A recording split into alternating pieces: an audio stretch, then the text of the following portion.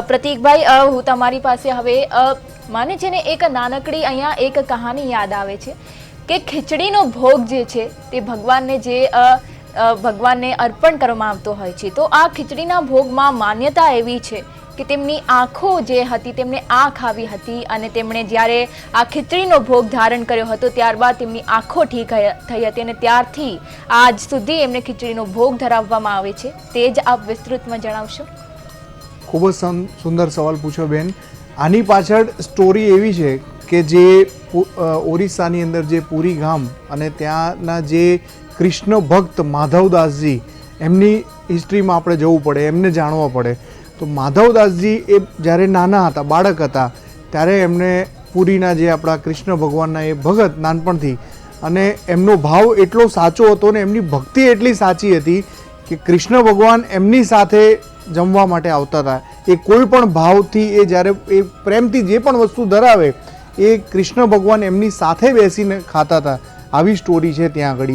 એટલે એવું થઈ ગયું કે પછી 10 દિવસ એ કૃષ્ણ ભગવાનને મળવા માટે ના આવી શક્યા. એ માધવદાસજી પોતે બીમાર થયા અને એમને કંઈક પેટની ગંભીર સમસ્યા થઈ.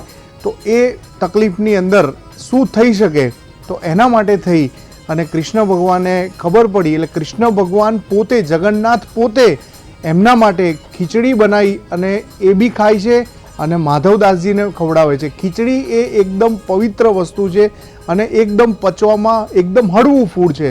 અને દરેક વ્યક્તિ, નાનામાં નાનો માણસ કે મોટામાં મોટો માણસ, ખીચડી અહીંયા ભગવાન એ મેસેજ આપે છે કે દરેક વ્યક્તિ ખીચડી આરોગી શકે છે.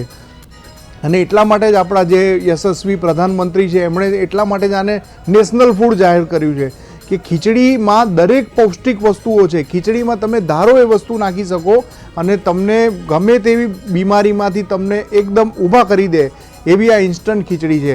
એટલે ભગવાન સાથે, એમની સાથે, માધવદાસજીની સાથે 10 દિવસ રહ્યા અને એમની સાથે રહીને ભગવાન કૃષ્ણ અહીંયા એ જ મેસેજ આપે છે કે તમે કર્મ છે ને, કર્મના બંધનમાંથી કૃષ્ણ પોતે પણ નથી બચી શક્યા, પણ જો ભગવાન તમારી સાથે હશે તો તમારા કર્મો કાપવામાં એ તમને મદદ કરે છે. એટલે માધવદાસજીની સાથે રહી અને કૃષ્ણ ભગવાને એનો મોક્ષ કરાયો છે. અને એટલા માટે જ આ 10 દિવસ ભગવાન એમની સાથે રહ્યા.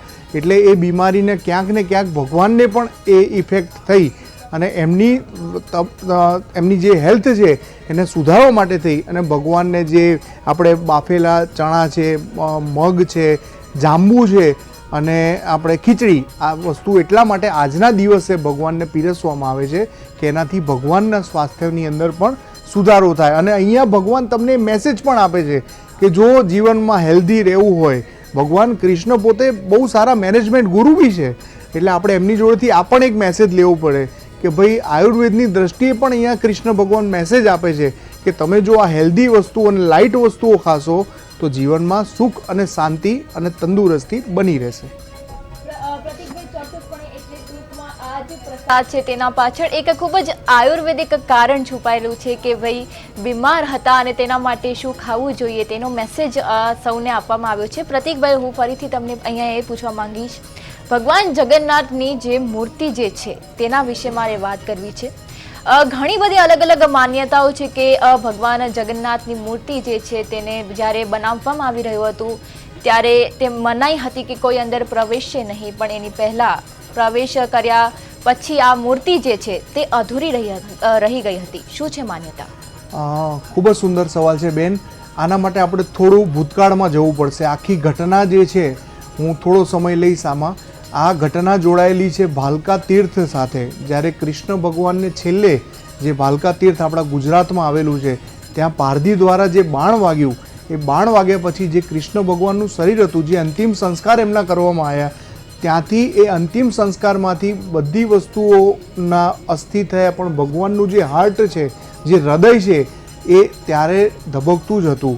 અને કહેવાય છે કે આજની તારીખે પણ એ પદાર્થ જે છે, જે હૃદય છે કૃષ્ણ ભગવાનનું, એ આજે પણ એવું જ અવલૌકિક છે ને એવું જ અદ્ભુત છે. તો એને એ ટાઈમે જે અર્જુન હતો ત્યાં આગળ, અર્જુને એના હાથે એને નદીમાં જે વહાવવામાં આવ્યું અને વહેતું એ ઓરિસ્સાનો જે પુરીનો જે એરિયા છે ત્યાં આવ્યું. અને ત્યાંના જે રાજા છે, ગજપતિ જે રાજા, એમને સ્વપ્નમાં ભગવાને આવીને કીધું કે આ જે હૃદય છે એને તમારે લાકડાની કાષ્ઠ જે ખાસ કરીને ત્યાંનું જે લીમડાનું લાકડું છે કે જે ખાસ કરીને પુરીના જંગલોમાં જ એ આવે છે, એ જે કાષ્ઠની જે મૂર્તિ બનાવવામાં આવી અને એની અંદર દર 12 વર્ષે એ જે બી મંદિરના પૂજારી છે આખા પુરીમાં એવું કહેવામાં આવે છે કે આખા પુરીની તમામ લાઇટો બંધ કરવામાં આવે છે અને એ પદાર્થ જે પૂજારી પણ આંખે પાટા બાંધી અને એક મૂર્તિમાંથી બીજી મૂર્તિમાં એને ટ્રાન્સફર કરવામાં આવે છે. અને એવું પૂજારીનું કહેવું છે કે એ જે હૃદય છે ભગવાનનું એ એટલું અદ્ભુત છે અને એની એટલી બધી ઉર્જા છે કે નરી આંખે આપણે મનુષ્યો માટે જોવું અશક્ય વસ્તુ છે. એટલા માટે ખાસ કરીને લાકડું એક એવું ધાતુ છે કે એવું એક કુદરતી એનું ફાઉન્ડેશન એવું છે કે એમાં કોઈ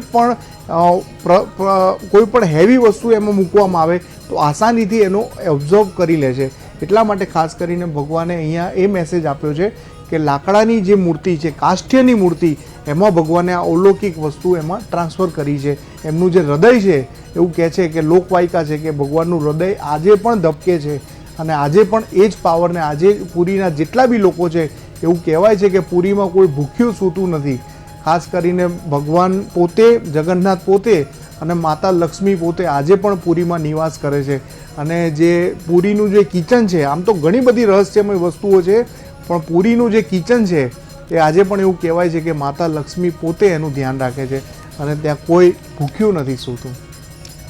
જી પ્રતીકભાઈ, ચોક્કસપણે આ એટલે કેવો ચમત્કાર કહેવાય કે પુરીમાં આજ સુધી એક પણ એવો એક દિવસ નથી આવ્યો કે જ્યારે કોઈ પણ ભક્ત જે છે તે ભૂખ્યું સૂતું હોય. ચોક્કસપણે આ એક ચમત્કારથી ઓછું નથી.